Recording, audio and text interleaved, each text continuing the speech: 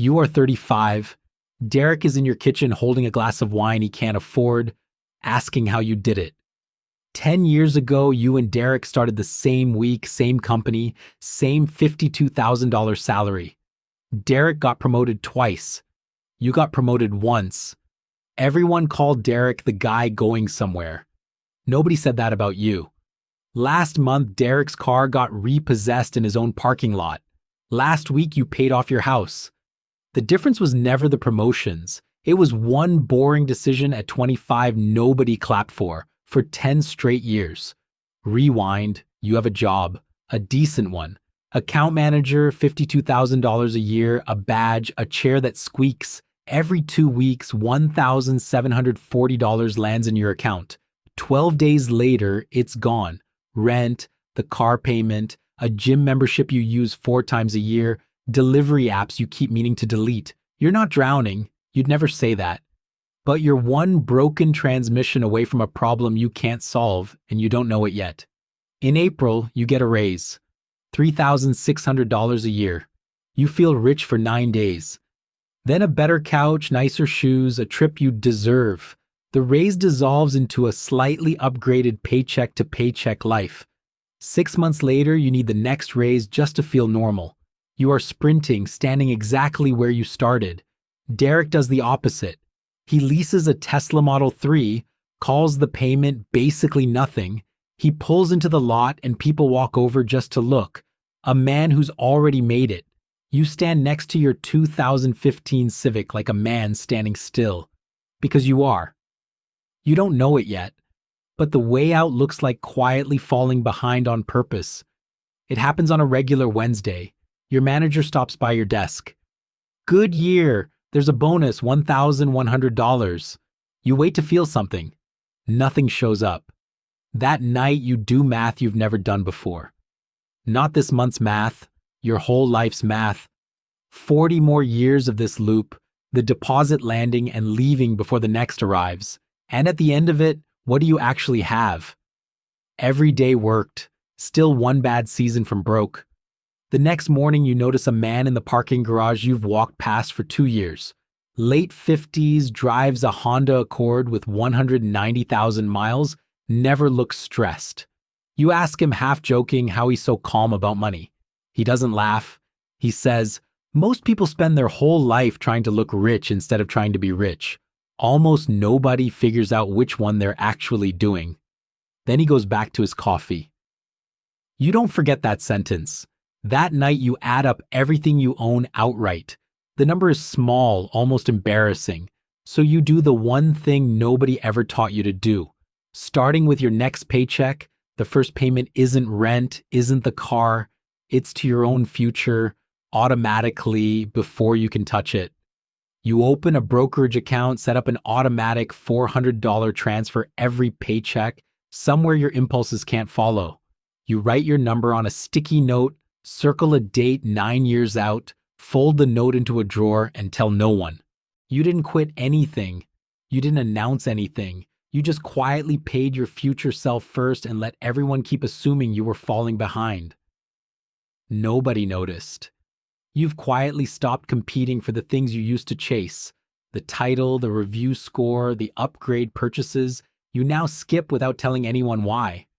Your college friends do a birthday dinner, 10 people, one long table, and the question makes its way around. So what's new with you? The guy 2 seats down just made regional manager. The woman beside him just closed on a townhouse. Big, loud answers. It reaches you. You say work's fine, same apartment. You watch 3 faces do the small, polite thing they do when an answer underwhelms them. The conversation moves on half a beat too fast. You drive home feeling something smaller and worse than embarrassment. For years, your title and your stuff were your entire answer to who are you. You just gave that up on purpose with no idea what replaces it. You don't know it yet, but you just survived the hardest part of this, and none of it was about money. Same Civic, same 1-bedroom, same you. Derek pulls his new Tesla into the spot next to yours, traded up already, and looks at your car, then at you. His face isn't smug, that's what makes it worse. It's concerned. You doing okay, man? Financially? You tell him you're fine. He nods the way people nod when they've already decided you're lying. At lunch, two coworkers don't notice you sit down behind them. One says, I feel kind of bad for him. He works so hard. The other says maybe he's sending money to family. You don't correct them, you can't. Your balance is bigger than both of theirs combined, and saying so would blow the whole plan. So you eat your sandwich, say nothing, let them think whatever they need to. Nobody noticed. That had officially become the entire point. This is the part nobody warns you about. You're doing everything right, and it somehow feels worse than doing it wrong. No applause, no bonus announcing you're winning. Just a number that grows so slowly some months it looks flat. Your best friend buys a house. He posts it in the group chat, keys in hand, sold sign, 19 replies in an hour. So proud of you, man. You stare at your phone longer than you'd admit, type a reply, delete it, type it again. You can't match that energy. Nobody is ever going to hype up a screenshot of a retirement account you're not allowed to show them. That night, you take the sticky note out of the drawer and look at the date you circled at 25. It's still so far away. 5 years of doing the responsible thing, and this is what you have to show for it. A date on a calendar and a number you're not permitted to be proud of out loud. Maybe they were right about you. Maybe you gave up your 20s for a spreadsheet nobody will ever see. You don't know it yet, but right now Derek is feeling the exact opposite of everything you're feeling. That's the actual problem. The it shows up out of nowhere. You miss the scoreboard, the bonus you could brag about, the title that told you where you stood. Exhausting, but it told you something. This quiet version of wealth building has no scoreboard at all. Nobody claps when you don't buy the thing. One night you open a car buying app just to look. A newer lease, $0 down. Your thumb hovers over, see if I qualify. You picture pulling in, people walking over, feeling like a player again just once. It would cost almost everything you've quietly built over 6 years. For 20 seconds, you don't care. You just want to feel like you're winning, the way Derek always looks like he's winning. Your thumb stays there in the dark, you don't know it yet, but in 4 weeks, the decision gets taken out of your hands completely. It lands on a Thursday. Company-wide restructuring. A third of the department gone by 2 p.m., security walking people to their cars. You and Derek get the email within 11 minutes of each other. This is the moment that ends people who've been living on the edge. Standing in the lobby holding a box of desk plants, you think it might end you too. The account is there, 7 years of saying no. But it isn't built to survive being drained recklessly, only to survive if you protect it. So you make the choice that guts you. You move back in with your mom for 4 months. You sell the road bike you'd spent 2 summers upgrading, the one thing you owned, purely because it made you happy. You cancel the trip to Portugal you'd finally let yourself book. That night in your childhood bedroom staring at the same water stain from high school, you do the math again. The date you circled at 25 now feels further away than the day you started. 7 years of skipping things, staying quiet, getting quietly pitied at lunch, and here you are, back in your childhood bed. For the first time, you don't think everyone else was wrong about you. You think maybe you were wrong about yourself. You almost pull the plug, almost decide the whole plan was a story you told yourself to feel okay about losing. But you don't drain the account to zero, don't take a loan against it, don't climb back onto the edge just to look okay again. You take the humbling instead of the debt. Derek, meanwhile, keeps the lease, keeps posting, keeps the image running, funded by a hole quietly getting deeper where nobody can see it. He never moved home.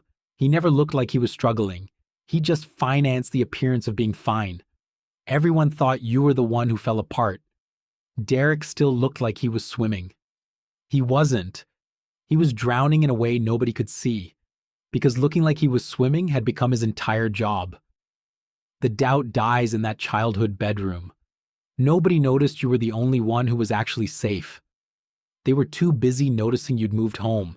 You go back to work eventually, but a job you actually chose, not one grabbed in a panic because rent was due Friday. You could afford to wait for the right offer. That had never been true before. Something shifts slowly. Time stops feeling like the thing you're constantly running out of. A flat tire becomes a Tuesday errand, not a crisis. A bad manager becomes something you can walk away from, not a cage. The number was never impressive on paper, but it bought you the one thing nobody on the edge ever gets: options. The date you circled at 25 comes and goes on an ordinary Tuesday. You don't clock it until that evening. Nobody throws a party. You almost miss your own finish line. You just look up and quietly realize you crossed it. The people who used to worry about you go quiet. And one by one, the ones who always looked like they were winning start asking, voice a little lower, embarrassed, "Hey, how did you actually do this?" You didn't escape by working less or caring less or being smarter than anyone. You escaped by playing a longer game with no scoreboard, deciding for yourself what winning even meant, alone, with nobody clapping for a single move you made. There's a difference between looking like you made it and actually making it. You finally know which one you were building. You are 35. Derek is in your kitchen holding that glass of wine, asking how you actually did it, and this time he means it. You think about the date you circled 10 years ago, the dinner where you felt small, the lunch where they pitied you, the night your thumb hovered over the lease app, the childhood bedroom where you were sure you'd lost the whole plan. 3 years ago, you were lying in your mom's house certain it was over. Turns out that was the moment you'd already won. Nobody knew it yet, including you. You tell Derek the truth. For 10 years, nobody noticed you were winning. Not your friends, not your family, not Derek. That's exactly why it worked. You finally stopped playing a game that needed an audience to feel real. The rat race doesn't end when you get rich. It ends the second you stop running for people who were never watching you in the first place. Maybe you already started. Maybe you're still standing at the edge telling yourself you're fine. Maybe you're about to circle a date nobody else will ever see. If you do, nobody's going to notice but you. That's not the sad part. That's the entire point.